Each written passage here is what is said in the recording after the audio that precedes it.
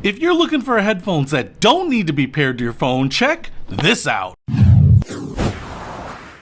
What's happening, Panda Nation? Peter Von Panda here. I just picked up this set of Bone Conduction headphones. You know that I'm in love with Bone Conduction. I love them. They're just so nice. They keep your ears open, keep you nice and safe if you're outside on the road. Yeah, the audio quality isn't maybe as good because you don't have like little earbuds in your ear just directing that sound with high fidelity directly into your eardrums. But Bone Conductions have a lot of advantages and I really love them. And I wanted something that I could actually listen to. Now, I wanted a set of Bone Conduction headphones because of all of those benefits, but I wanted something special.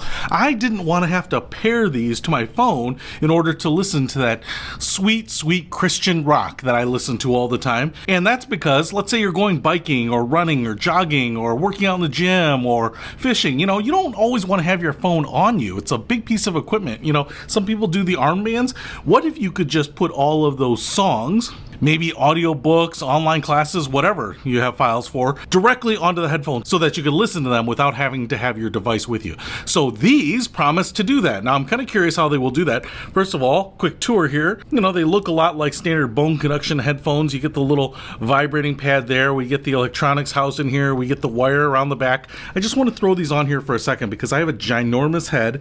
And I tell you what, there is space still behind this loop here so that I have no problems getting these on my giant head. So if you have a huge mammoth-sized head, still not going to be a problem, which I'm always kind of curious about. Now, the other thing I want to show you here is that we do have controls down here. So it looks like a little rubberized power button and then another button right there, and probably works as volume rocker, and then a USB-C port right there, which I really love. That just makes it so much easier to charge it up, to have a cable with you. And what I've noticed here is that I don't see a little door for an SD card. What I think is that the memory is on board here. Now, it doesn't really say on the box, but when I looked at the specs, I thought it said maybe 16 gig, 32 gig. 16 gigs is going to be more than I'm going to need. I'm just looking to put some songs on here. And I want to show you that it does come with a USB-A to USB-C cord here. So what I want to do now is go ahead and connect these to my computer and see if I can actually find these as like an external drive, like a jump drive, and copy some music to it,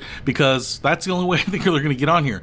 I might actually try this USB-A to USB-C cable right here, but I also might try my USB-C to USB-C because I've got more of those cables around. So let's go ahead and connect to the computer and see if I can get songs on here. Alright, so I've got this plugged into my computer here, and I used a USB-C to USB-C cable and it doesn't work. So basically what I'm telling you is you actually have to use the USB-A to USB-C, and I'm not sure if it's like the power transfer or something like that, but I just couldn't get it to work. Even with an adapter, like a USB-C adapter to the USB-A, it wouldn't work. So you've got to have a USB-A port. I don't know why, but someone smarter than me can tell me why that is the case. Now, the thing is, it shows up here as no name, just like an external drive, which is nice. And then it also has these two songs already on it. So I'm not sure what these are. I was listening to them, and actually that's how I knew it had onboard storage, because when I powered it on and then just hit the little button on the earpiece itself, on the ear pad, which is basically that play pause button, what it did is it started playing those songs. So I knew there was music already loaded on there. So what I can do here now is just go ahead and delete that, and now I can move, say, Lee Greenwood or Airwolf here, and I can copy those and paste them right here to the headphones, and now I should have these songs on my no-name headphones. I could actually change the name there so that I know what they are, the Bone Conduction headphones.